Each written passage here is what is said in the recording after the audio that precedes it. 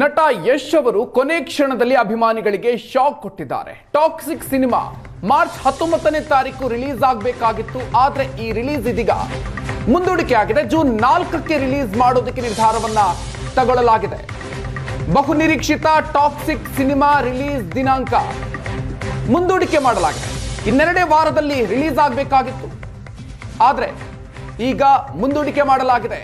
ಇದಕ್ಕೂ ಕೂಡ ಇರಾನ್ ಹಾಗೂ ಇಸ್ರೇಲ್ ನಡುವಿನ ಯುದ್ಧವೇ ಕಾರಣ. ಸೊ ಈ ಒಂದು ಯುದ್ಧದ ಕಾರಣಕ್ಕಾಗಿ ರಿಲೀಸ್ ದಿನಾಂಕವನ್ನು ಮುಂದೂಡಿಕೆ ಮಾಡಲಾಗಿದೆ ಅಂತ ಹೇಳಿಕೊಂಡು ಈಗ ಚಿತ್ರತಂಡ ಹೇಳಿಕೊಂಡಿದೆ.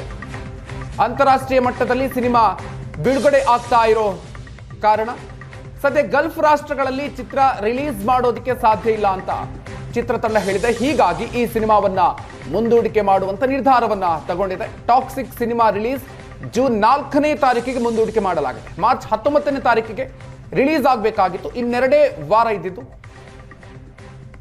ಯಶ್ ನಟನೆಯ ಟಾಕ್ಸಿಕ್ ಸಿನಿಮಾ ರಾಷ್ಟ್ರ ಮಟ್ಟದಲ್ಲಿ ಅಂತಾರಾಷ್ಟ್ರೀಯ ಮಟ್ಟದಲ್ಲಿ ಸಾಕಷ್ಟು ನಿರೀಕ್ಷೆಯನ್ನ ಹುಟ್ಟಿಸಿರುವಂತಹ ಸಿನಿಮಾ ಈಗ ಮಾರ್ಚ್ 19ರಂದು ರಿಲೀಸ್ ಆಗಬೇಕಾಗಿರುವಂತಹ ಸಿನಿಮಾವನ್ನ ಮುಂದೂಡಿಕೆ ಮಾಡಲಾಗಿದೆ.